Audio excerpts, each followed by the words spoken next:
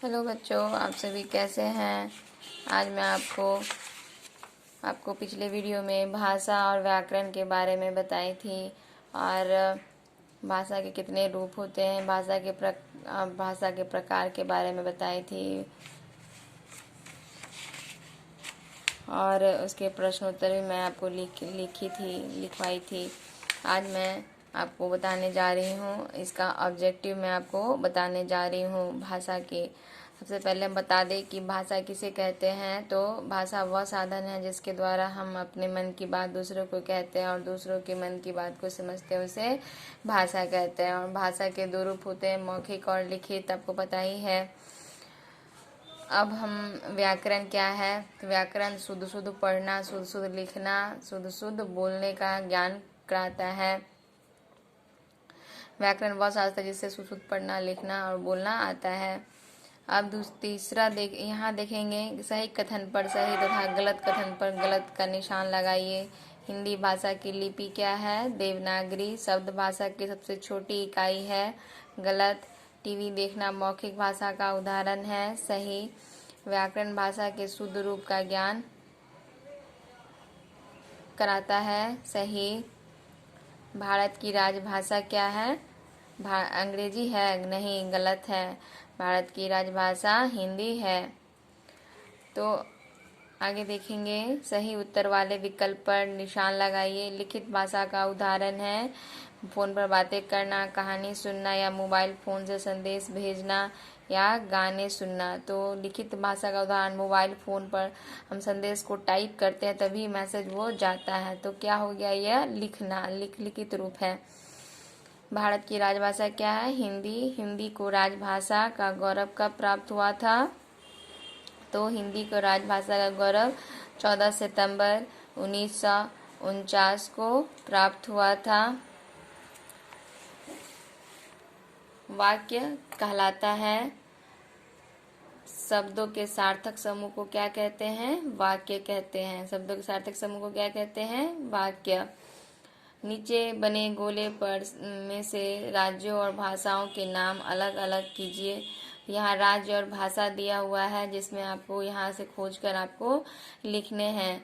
तो पंजाब का पंजाबी, महाराष्ट्र का मराठी, केरल का मलयालम, उत्तर प्रदेश का हिंदी। तमिलनाडु, यहाँ सिर्फ तमिल दिए हुआ है आप लोग की किताब में। तो तमिल ये हमारी भाषा है, लेकिन ये कहाँ बोली जाती है? तमिल तो तमिलनाडु में बोली जाती है। और राजस्थान की जो बोली होती है, भाषाएं जो होती है राजस्थान की, वह राजस्थानी होती है। यहाँ ये मेंशन नहीं किया हुआ है, तो आप यहाँ आप ठीक कर लेंगे। संकेत समझकर लिपियों के नाम लिखिए। यहाँ संकेत दिया हुआ है देवनागरी, यहाँ दिया हुआ है नागरी। तो हम यहाँ देवनागरी हम लिख सकते हैं। यहाँ क्या लिखेंगे? देवनागरी। अब यहाँ गुरु है और मुखी ऊपर है, तो क्या लिखे हैं हम? गुरु मुखी। यहाँ फार और शी यहाँ दिए हुआ है, तो हम यहाँ क्या लिखे? फारसी।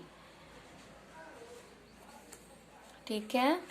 अब एक और है प्रश्न यहाँ पे, जो कि एक चार्ट पेपर पर आपको करने हैं, जो राजभाषा है और उनकी भाषा बड़े सुंदर अक्षरों में इसको लिखना है। अब हम बात करेंगे वर्ण विचार के ऑब्जेक्टिव के बारे में। पहले वर्ण विचार के बारे में फिर से दोहरा दें आपको कि वर्ण विचार जो है वह वर्ण सबसे छोटी ध्वनि है जिसको खंड या टुकड़े नहीं किए जा सकते। भाषा की सबसे छोटी इकाई को जिसको खंड या टुकड़े नहीं किया जा सकते। वर्णों के क्रम में लिखने को क्या कहते हैं? वर्णमाला कहते हैं। और इसको दो भागों में बांटा गया, स्वर और व्यंजन। तो आपको पिछले वीडियो में मैं आपको बताई थी, तो आज और प्रश्नोत्तर भी मैं आपको इसका करवा चुकी हूँ। आज मैं आपको इसका पाठ का ऑब्जेक्टिव आपको बता रही हूँ। यहाँ देखेंगे कि उपयुक्त शब्द भरकर खाली स्थान भरिए। तो यहाँ खाली स्थान है, तो मैं यहाँ लिखी हूँ वर्ण भाषा की सबसे छोटी इकाई है। वर्णों का व्यवस्थित या क्रमबद्ध समूह क्या कहलाता है? वर्णमाला। वर्णमाला में 4 संयुक्त व्यंजन होते हैं, आपको पता ही है। अक्ष, त्र, ज्ञ और श्र जो है वर्णमाला है। अब देखेंगे यहाँ कि अंक पे चंद्र बिंदु दिया हुआ है को क्या कहते हैं? अंक को तो अनुनासिक कहते हैं। जिन वर्णों को स्वरों की सहायता से बोला जाता है उन्हें व्यंजन कहते हैं।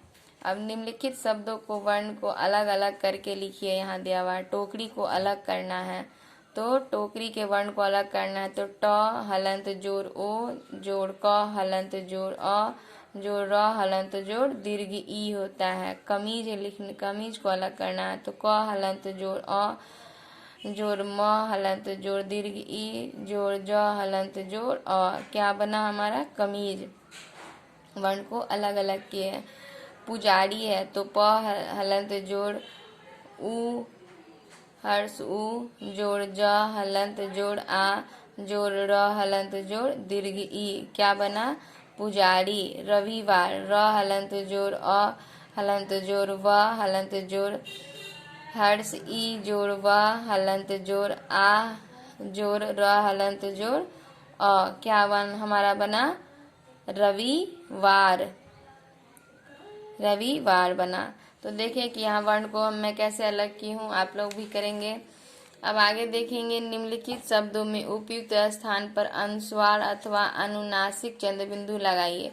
तो यहाँ गठन था तो यहाँ बिंदु लगाए हैं। 5 चंद्र बिंदु लगा कर किया जाता है। पतंग में अनुस्वार लगता है, बंदूक में भी अनुस्वार लगता है, बांसुरी में चंद्र बिंदु लगता है।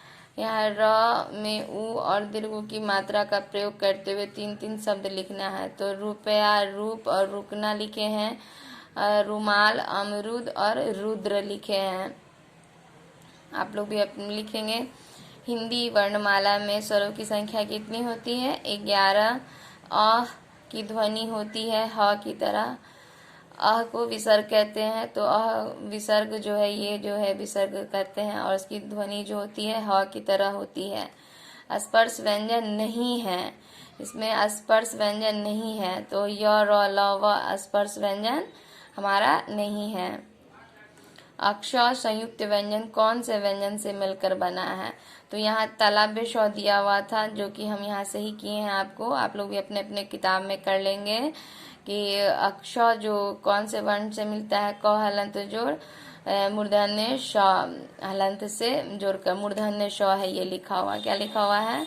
मूर्धन्य श में बना है। यहाँ देखेंगे, दिखाते हैं फिर से कि यहाँ क्या लिखा हुआ था। तालव्य श, तो इसको कट कर दीजिएगा और यहाँ मूर्धन्य स लिखता है। ठीक, तो हम उम्मीद करते हैं कि आप इस वीडियो को ध्यान से सुन रहे होंगे और देखेंगे और अपने किताब में इसमें इसको भरेंगे, और नहीं जिनके पास किताब है वो कॉपी में करेंगे। धन्यवाद।